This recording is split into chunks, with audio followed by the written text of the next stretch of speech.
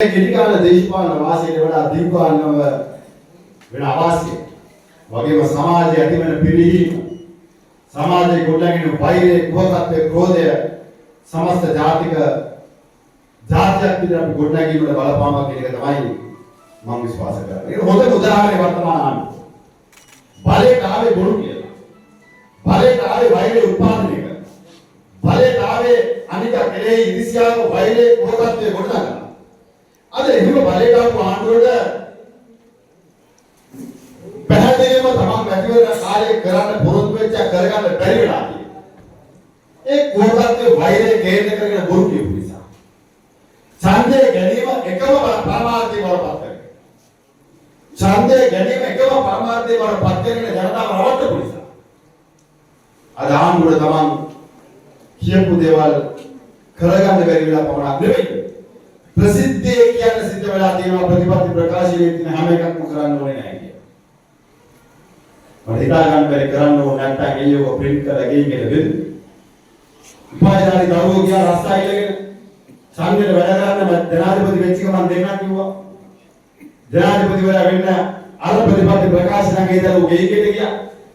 ජනාධිපතිවරයා රස්සා විලනවා පාර්ලිමේන්තුව ඉස්සරහ කරා වන්න. බොරු අල්ලනවා න්‍යාය තමන්ගේ වැඩවල වේදිකාවේ ප්‍රධාන කේන්ද්‍රය කරපන්. හැබැයි තමන් අදපු ආණ්ඩුවේ ගන්දේන 300 ගානක් වරායෙන් එළියට යනවා. ඒක පිළිබඳව ආණ්ඩුව අදට කතා කරන්නේ.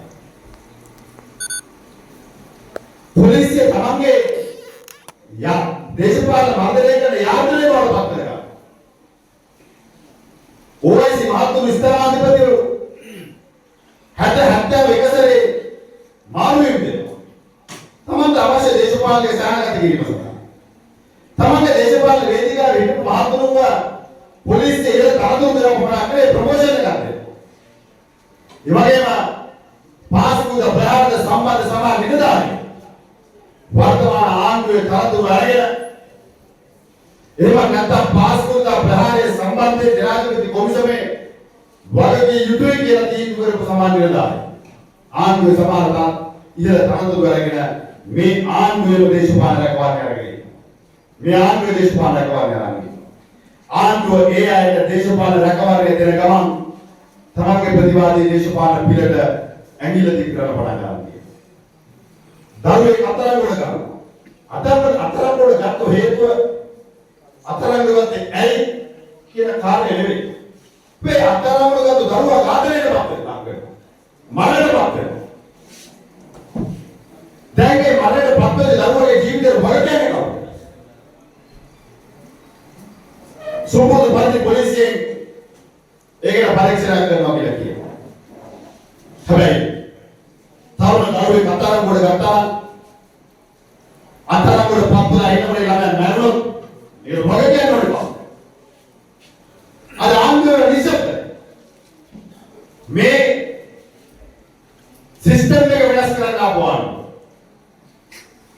සිස්ටම් එක වෙනස් කරනවා බුරුකිය වගේ ආපුවාන ඒ ආන්දෝලනයේ පොලිසිය අතරංගුවේ දරුවෙක් ඝාතනයෙන් ලක් වෙනවා කියන එක පිළිබඳව ආණ්ඩුව මේ පිළිබඳව වර්ධනය